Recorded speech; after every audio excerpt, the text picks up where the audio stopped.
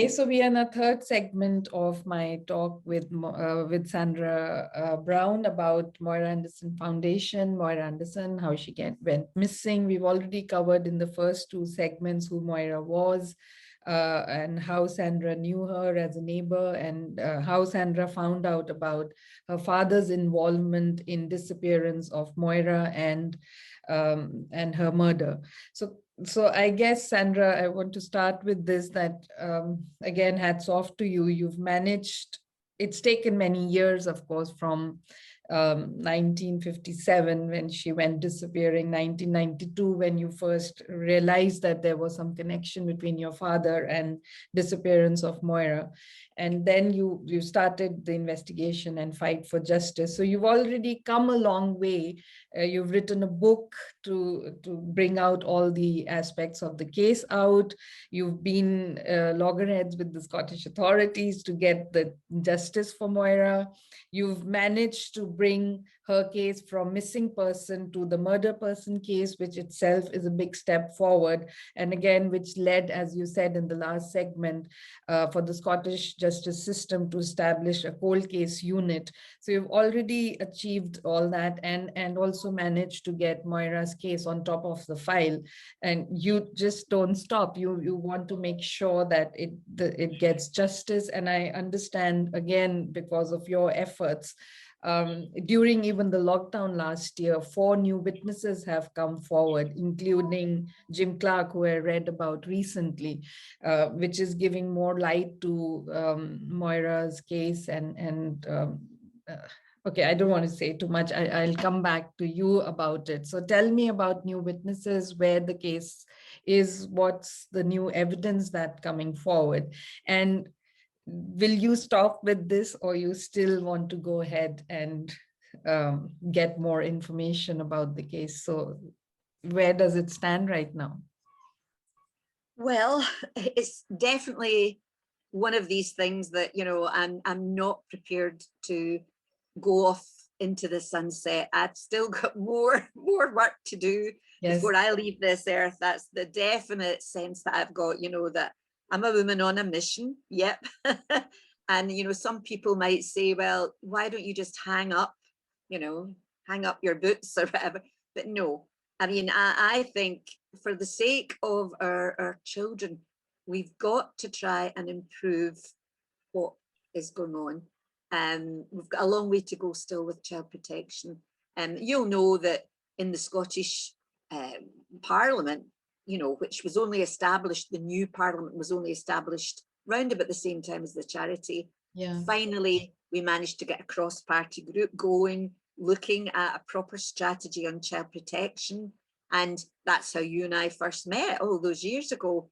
So in some respects, we've come a long way, but there've been baby steps. I mean, my view is still very much that it doesn't matter whether we're talking about yesterday or the millennium or back in 1957, but what you have is, there's a child, there she is, there's Moira, and she was one of 3 little girls. Mm-hmm. And she was ripped out of that family. Mm-hmm. And they never ever knew what happened to her. So this is Moira with her 2 sisters, is it? This is Moira here on this side, right, with her 2 sisters. The one in the middle is the one who was the same age as me. Right. And the one here on this side is the one who lives in Australia. And she is, for Moira Anderson Foundation, she's our honorary patron, that's Janet. Right. But end of the day, this is a very human story. Yes. They cannot get away with ripping a child from her home, from her family. And it upsets me greatly that there are some people who've held this secret about what happened to Moira for many, many years. And I know you want to get to that. And it is true, there are people, and they've actually come out of the woodwork very recently. Certainly, over the years, every time we've publicized Moira's story, when newspapers have picked it up, I also wrote a play about Moira. got my acting, my equity card. That play went to London, Soho Theatre, it went to New York, it was over in Ireland, it was in the Lowry Theatre in Manchester. We managed to get the messages of that play to a lot of people, including many, many schools with teenagers, that they heard these messages about how important it is not to be a vigilante, but to be vigilant about these people who are going about in our communities and getting away with terrible behavior, often in plain sight. And we have to get this message through to the general public that we've all got a responsibility when it comes to looking after our children. And people will say to me, you know, Moira's not your sister, you're not related, you know, you didn't really know her as a child, you just knew one of our sisters. No, my view is we're all children, we're all put on this earth as children. We all deserve the chance to grow up, you know, to have relationships, to have a career, you know, the whole thing. And to have that snatched away from you because of someone else's sexual gratification is just a nightmare. It truly is. You know, they talk about it's a parent's worst nightmare. It definitely is. So my view is I'm never going to give up, because for us, the charity is Moira's legacy. It's helped, as you know, it's helped so many hundreds and hundreds and hundreds of people over the years. I mean, I'm thrilled about the success we've had, because we've had some recognition at a high level. Yes, you know, Charity of the Year, we were nominated and we didn't win, but we got a special commendation to achieve our Investors in People Platinum. Incredible. So we've got an amazing team there and a lot of survivors supported, but we have never forgotten what the charity is about, and that's every child's voice deserves to be heard. I mean, you're involved in a project called the Listening Project. That just tells you all. It's so important we do that research. Yes. Really, we have to make things better, and there's a lot more we can do. But always the icing on the cake for me personally and for Moira's sisters would be if the charity goes from strength to strength, yes, but also if Moira's remains, if there are any left, which is possible still, even after this length of time, are found. And certainly during lockdown, even despite lockdown, at least 4 people, if not 5, have come forward with statements for the police. All of them males, have all given statements. So Moira's case is it's very organic. Every few months there'll be a flurry of publicity, there'll be another development. The four men who came forward during lockdown, all that's to do with seeing skeletal remains in an area of Coatbridge, an area called Witchwood, where there are ponds. And that area was supposed to be searched by the police a way back. That wasn't thoroughly enough done, very clearly. So they have memories when they were young boys playing. All 4 of them have independently taken the police to the area and pointed out the same location. So that's really important. But I think you were also interested in the gentleman who's also emerged quite recently. Yes, I just read about it in the news recently. Yeah. Which points towards your father's involvement about murder of Moira. Is that correct? Well, this guy is a very distant relative that I've never met. And it's come out of the blue, what's happened there, where he's older than me. So he's into his mid-70s. And for whatever reason, he decided to come forward and speak to the police about his concerns. And when we did speak, just before Christmas 2020, I was completely knocked sideways by what he had to say. I find it very, very saddening that it's taken him all this time to emerge. But people have their own reasons for why they would remain silent, but I don't understand it. But basically what he was able to say to the police and to me was, Sandra, your grandfather, you do know that he went to your home and he lifted floorboards and he searched for Moira's body. And I said, yeah, I'm aware of that. And he said, but what I know is your grandfather got it out of your dad. He got an admission. He got a confession. Your father admitted he had killed the little girl. Which was horrible to hear, but even more hard to hear, if you like, or even harder to hear, was that my grandfather, who was a man that I loved and who was a man of integrity in my book, he made the decision that he did not want to damage the family name, the family's reputation, the standing in the community. He made a decision to keep quiet, and he didn't take his son to the police station to say, this person is the culprit. Right. So that was covered up. That was covered up. And this Jim Clark, this relative, was able to say to me that he knows this because his father was my grandfather's brother-in-law. There was a confiding that this had happened. Right. So I find it really, really hard to take that in, that all these years, in fact, it turns out, as you know from what he said to the journalist for the Scottish Daily Record, he's known this secret for 50 years. But only recently he's come forward with that information, which is crucial. Yes, definitely. And it also gives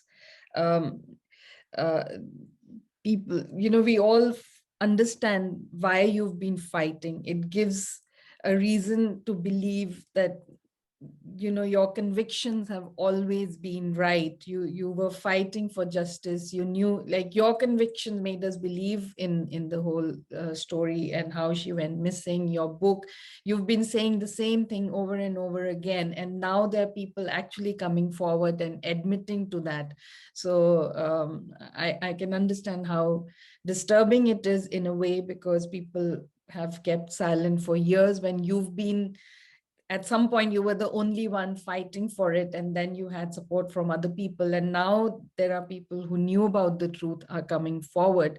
But who could have supported all these years ago. And it would have given justice to Moira many, many years ago, even while maybe her parents were alive, to know what happened, rather than just thinking that the daughter just went missing. I can just kind of even empathize with how her parents felt, and passing on from this world to another world, taking all the baggage with them. And I mean, I can hear that, you share my absolute incredulity that a family could hold on to a terrible, terrible secret like that for so long. And even if someone says to you, oh, but, out of respect for my father or my mother, they didn't want this coming out while they were alive. But the fact remains that my father didn't die until 2006. He passed away in Leeds. I saw him about a week before he died. While he didn't confess, he definitely said a number of things that really highlighted, that he was involved. I mean, one of the things he said was Moira was far too bonny for her own good. She was too pretty. I read about that too. And, you know, that she's haunted him his whole life was another thing that he said. You know, it wasn't quite on his deathbed, but it was a week before he passed away. And I just look back and I think these distant family members who knew the truth, they could have emerged after their parents passed. Yeah. And justice would then have happened. And as you say, the important people here were Moira's parents both died without ever knowing what had happened to their daughter. Right. Yeah. So that's why I was saying, Sandra, your story is so amazing. You've not left any corners at all, from uh, approaching the Scottish authorities, from writing the book, from doing your play, which has been also running successfully for years. And I've seen that play as well. You're amazing in the way you act out the whole sequence, and getting all the Moira Anderson Foundation, the charity, and even now you are not willing to stop. You will make sure that people get justice. So at this point, I want to just again remind the viewers of Moira Anderson Foundation. You have an amazing website, so I would also link to your Facebook page and the website link in the description box so that people can read more about the charity. And thank you for mentioning, which I think even I feel really proud about being associated with Moira Anderson Foundation, that it received the nomination for the Charity of the Year award, and it's really amazing. And also being part of that ceremony, although it was online, I did connect to it, and just hearing Moira Anderson Foundation as one of the nominees and awardees, and also mention the special mention to the charity at that award night. Highly commended. Yes, We were thrilled. yes, I know, and it was amazing. So I think people would like to read more about the charity and the work they do. And also going forward, I think what we haven't really gone into the details about childhood sexual abuse. You've talked about grooming, and you've talked a bit about the process of how young children get sexually abused. So I guess going forward in my next set of talks, we will also talk to a few survivors about what child sexual abuse really is, to get more clarity about that subject. But coming back to this for now, Sandra, what gives you the courage, really, like I said last time, to go on and on, keep fighting for justice? You've given your whole life to this issue. You've not, as I said, not left any corners to get justice for Moira. So where do you get all this courage to fight for justice beyond all odds, and standing up against your own family also many times to get the truth out?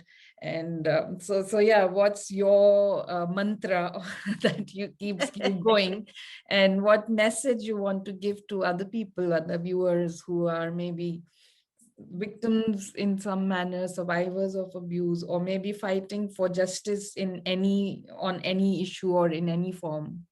Okay, well, you know, I think persistence must be in my DNA. I think so. I find it very hard to walk away from an unjust situation. And, you know, there's many a time, I'm sure my husband and my children might have, they've never ever said it to me, but there's maybe been times where they've thought, can she just not give it a rest? Yes. You know, and try and just get on with her life. And yeah, you know, there's lots of things that keep me going. I mean, I have a strong faith, a really strong faith that, if you like, if it doesn't sound too far-fetched, I mean, I showed you the drawing an artist did for us at the charity quite recently. And even during that little 5-minute interview, there was a very definite sense of a presence in the room with us. And the artist felt it too. And so did myself, and so did Maureen, who is Moira's sister. And as he finished this drawing, she actually said, well, there is Moira, that's lovely. And she's just waiting. She's just waiting to be found. Yeah. And, you know, that keeps me going. The fact that I think there's a reason for all of this.